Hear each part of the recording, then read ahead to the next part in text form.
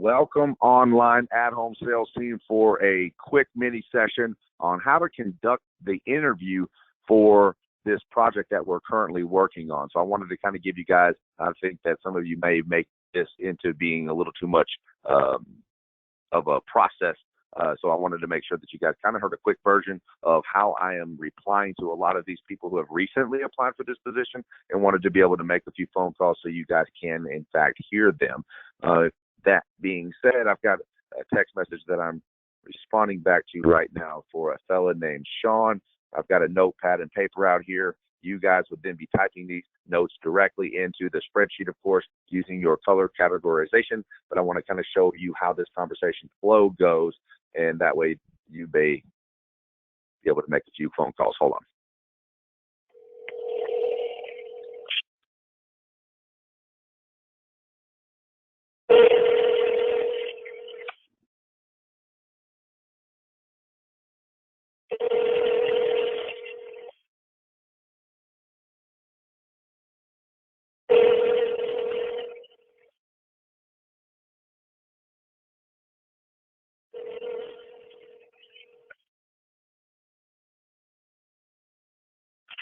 Hello? Hey, may I speak to Sean, please? Yeah, this is Sean. Hi, Sean. This is LB, project manager with Catalyst Solutions. How are you doing today, sir? Yeah. Not bad, sir. How you doing? Doing great. I was hoping you had just a couple of seconds for me to kind of go over this job description with you and see if that there's any way we can make a match here. Yes, sir. All right. Yes. I'm going to ask you a series of a couple of questions because this is going to be on a military base, and then I'm going to go over the entire job description. If you have any questions after that, we'll go over them, and then I'll get to know you just a little bit better. Okay? Yes, sir. All right. Hold on. Bear with me one moment. Okay. Okay, this job is going to be located in North Carolina, so you will have to be able to have reliable transportation in order to get to the actual base. The qualifications that we are currently seeking are drywall hangers and finishers. We will take people with some framing experience. However, it's the hangers, finishers, and painters that we are looking for right now. There are 60 hours available to work plus. So basically the base is open from around 6 a.m. to 7 p.m. And so as long as the base is open, you guys are going to be allowed to work. The pay for the job is flat. It is a $22 an hour flat rate, meaning that even though there are over 40 hours available, they are paying $22 an hour for all of the work that you would be performing. So it's straight through.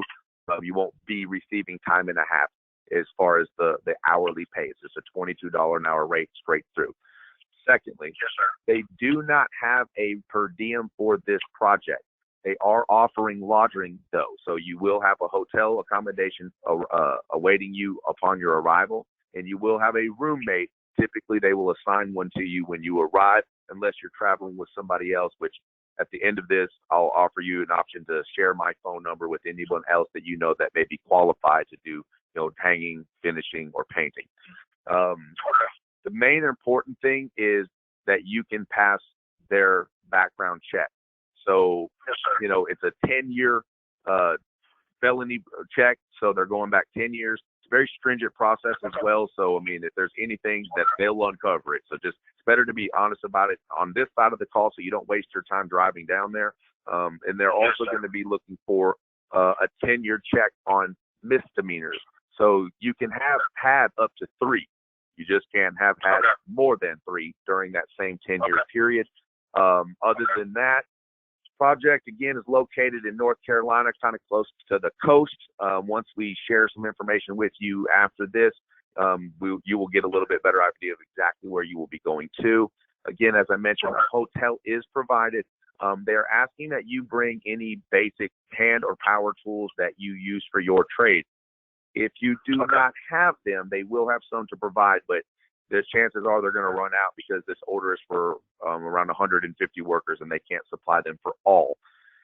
Also, if you have personal protection equipment, you can bring it, but the base will be providing you everything that you will need for the job. So you don't have to have PPE for this job. You will have to provide 2 forms of identification, the first being your driver's license. The second being some type of a form of identification secondary to that, like a social security card, passport, or just some kind of a government or state issued ID will be sufficient. Yes. Outside of that, if you are taking your vehicle and you would like your vehicle to be on the base, I'm sure there's going to be a lot of guys rooming together and near each other, so there might be taking turns here or riding together and kind of all just jumping in vans or trucks. But if you do have a vehicle that is on the base, it is required that the vehicle's driver, that the license matches the insurance and the registration on the vehicle. Okay. Other than that, they're going to be requiring you to take one safety course when you arrive. It's probably going to be your first day on the base. It's like an hour orientation for the project. Outside of that, that's pretty much it. This job is set to last up through September.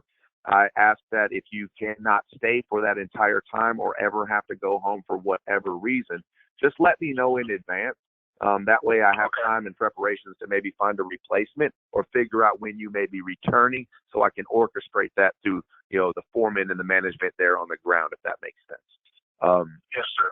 Other than that, kind of tell me a little bit about your background or what exactly skill set wise you will be bringing to this. Well, I actually did a little carpentry for like the first few years out of high school. Yep. Because I actually went to carpentry trade for 2 years in high school. My junior, senior year, we built a house our senior year, and then like my junior year, we just built a whole bunch of garages and sheds. Sure. And after I got out of high school, I did a little work, repairing houses and stuff. And the last 5 years, I've been doing cooling towers, like traveling. I'm actually leaving from a job right now. I just left in Connecticut on my way driving back to Texas, actually. And I got the text message for this job. So I was actually looking to start doing something different. I got you. How proficient are you with hanging drywall? I'm good, but I'm not. It's been a while, but I know how to do it. And do you have any finishing experience? Just a little bit. Okay. I mean, I can paint real good, though. You can paint real good. Okay. So, yes, sir. I'm still going to consider you for the position in that, what we're looking for is people who can do the hanging or do the finishing or do the painting. Typically, people only can do one. Some have a couple of skill sets, but there's always going to be some room to have some guys in there that have a little bit of experience in all, preferably, somebody who's well-rounded who can learn and pick up as they go. So if they, you might be working with somebody who has a little bit more experience than you, and you can be assisting them with the hanging, or they might put you doing a little bit of the finishing. But I think that especially right now, where we're kind of needing a little bit of everything, you're coming on at a point in the project where you might just be used as needed. And I know that we still need a lot of painters, and so as long as you can pull your weight when it comes to that side of things, then yes, sir. They'll point you in the right direction. So that being said, are you interested in this position? Do you think that you could be down there starting this coming up week? Yes, sir. What day was you going to be there? Well, on one note, I wish I could say that everybody was going to start on Monday. However, Not to cut you off, but that'd be fine if I can't start on Monday because I'm actually almost home right now. Okay. So that's fine. So we're going to be taking guys in all week next week. And so basically it's just first come first serve upon arrival. Yes, sir. If you are interested in the position, we're interested in giving you a shot. So here's how this works. Yes, sir. I'm very interested. Okay, great. So here's how this works.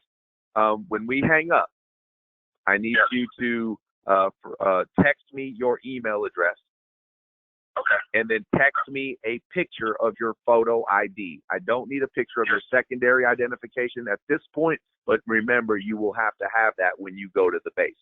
Yes, sir. What will happen then is once I've received your identification, I send it directly to the base. The base will then send me a packet specifically for you. And this is for your background check and for your admittance on the base. So when I receive it, I will use the email address that you've sent to me. I will send you the packet. You print it, fill it out, complete it, touch base with me that you're en route when you plan on arriving, and then I will give you further directions and instructions at that time of where you're going to be going, what you're going to be doing, and that and so forth. So what happens is when you arrive, they're going to verify that you have the packet, that's filled out, that you have your 2 forms of identification, and then they're going to send you to the base for the onboarding process. There, they will conduct and finalize your background check, and they will produce a photo ID for you. And once you have that ID, you go back to my people on the ground. My people then will send you in the right direction for your hotel accommodation. Again, you will have a roommate, but you probably will not know who that is until you arrive at the hotel. Yes, sir. Outside of that, the only other thing that you will receive is an email with it's a non-disclosure agreement that you're not giving up the information that we're sending you about the base. Okay. So when you get that, it's going to come through DocuSign. You'll just you can literally approve it from your smartphone and send it back. And like I said, make sure I've got your email address sent to my phone. Make sure I've got your photo ID sent to my phone, and then everything else will be processing. I think that come Monday and Tuesday, we'll have a much clearer idea of the packets. We've had a lot of people apply just today, and they'll be doing that through the weekend. So soon as I get your packet, I will make sure that you know and know to look for it. And if you don't have it, we'll work out, figuring out what happened. But other than that, look forward to it. Appreciate your interest in the project, and we look forward to doing some work. I appreciate you too. Thank you. Yes, sir. Hey, by the way, if you know any other hangers, finishers, or painters that could qualify, feel free to share my name and number and just tell them to mention you, and I'll know who they are, and I'll see what I can do about getting you guys maybe bunking together when you go down there. Yes, sir. All right. I'll do that. As soon as I stop, I'll stop at a rest stop and take care of all that. Absolutely. Thank you so much, man. I appreciate it. Thank you. All right. Have a good day. So the only thing that's going to be different with what you guys are doing is that they're not going to be probably texting you their email address and their photo ID, because you are already in the system, and chances are you're looking at their email address. So all you have to do is verify that with them and then give them the instructions like I just did, except for you're going to tell them to send the photo ID directly to me. That's just going to keep you from having to take it and then send it to me, and they're not going to have your direct number. So when it comes into me, I'm going to suggest that you guys maybe send me a text message and say, I just talked to George Jr. and he's going to be sending it to you. I'm keeping a little list over here. I know that the spreadsheet's going to tell us who's who anyway, but I'm keeping a little list of those of you who would think that's going to happen for a worker. That's just a way of double checking that if I do receive some random photo, I can look at my list and see who they belong to, or I'll obviously go and cross-reference that. Once I check off the box on the spreadsheet that the ID has been received, and of course that you have already turned them yellow, which is right when you think that they're going to be sending it, then underwriting here will send them over the non-disclosure agreement, which is basically just, keeping them from giving away private information about the job and, keeping them in our best interest. So once they basically complete that on their phone, they send it back. As soon as the base gives us their packet, they'll be receiving it, and I'll be following up with them individually via the notes. I might reach out to you and tell you to tell them. It just depends. But once they get that information, the next thing we'll be sharing with them is basically where they need to go to check in. So there's really nothing outside of that. If anything, what I was going to say was the call might look a little different once you get beyond some of these spreadsheets. I'm going to make another one of these calls. I just had another text come in. I'm going to make another one of these calls real quick just so you can hear it, and I'll cover maybe what the other call might sound like. Bear with me.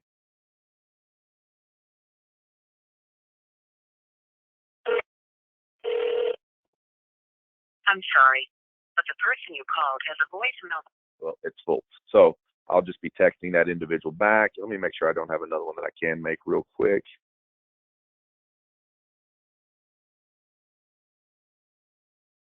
It looks like I'm all caught up. So that being said, the only way that this might look a little bit different is if you are, like if you're looking at the original spreadsheet here that's in the project, you're going to notice that the sheet number 1 is already filled with, let's say, it's around 80 or 90 or 100. And we've got more that we can actually update that with here shortly, and we will.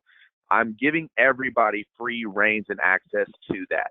So you guys are basically, those of you who are available are going to be able to contact these guys who are ready to be receiving phone calls. They've applied.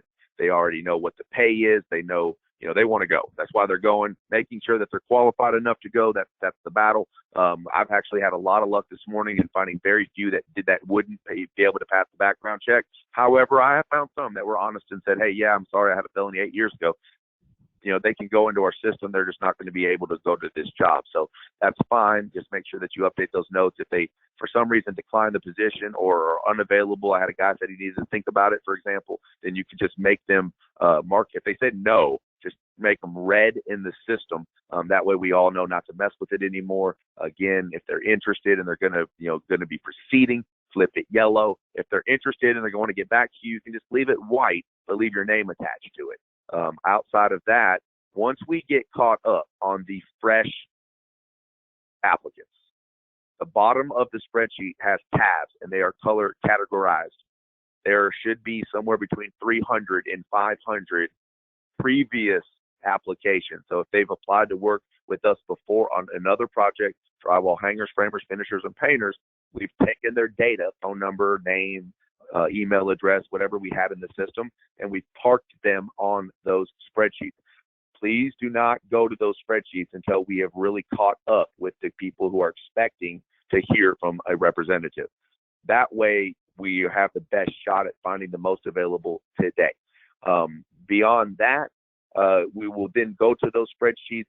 When you see that we're really caught up and you're willing to go to one of these other sheets, let me know, and I'll be assigning people to certain colors. That way we don't have a free-for-all. I might just put 1 or 2 people in each color for a while, see how that goes, and then let you guys be contacting them. That call will sound different. It's going to be, they didn't just recently apply. They don't know exactly why you may be calling. So, it's just as simple as when he says hello or you want to leave a voicemail, for those, if you're being assigned, it's just, hey, Mr. Jones, this is so-and-so with Catalyst Solutions. You had previously applied to work work on one of our projects. I don't know that we were able to get you to work at that time, but I do have a current offer. We are currently looking for drywall hangers, finishers, and painters for a project on a base in North Carolina. If you are interested, please return my phone call at blank, or whatever, and you can tell them that it's 60 hours a week. The pay is $22 an hour. The details, we would love to talk to you about them, that kind of thing. And then when he calls back, you would mimic the call you just heard.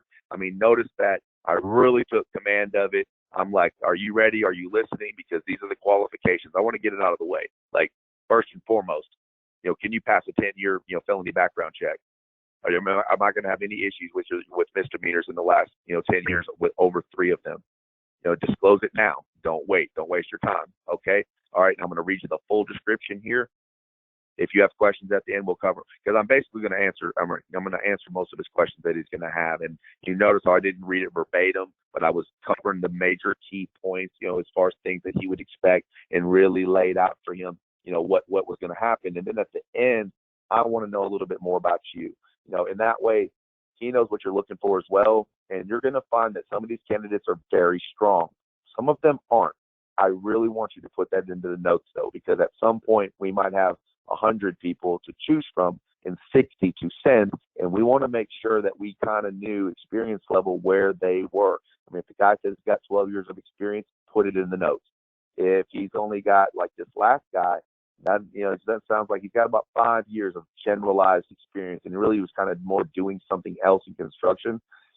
It's not that, he's not going to be fully capable, because he's got experience in it, and they are going to need some certain levels of that. And being that there's so many workers out there right now, we're really going to try to process as many as we can. And then he may be one that would get bumped because he didn't have enough experience compared to other people, as far as the ones that we need tomorrow, are the most immediate needs. So all that being said, if you have any questions, reach out to me.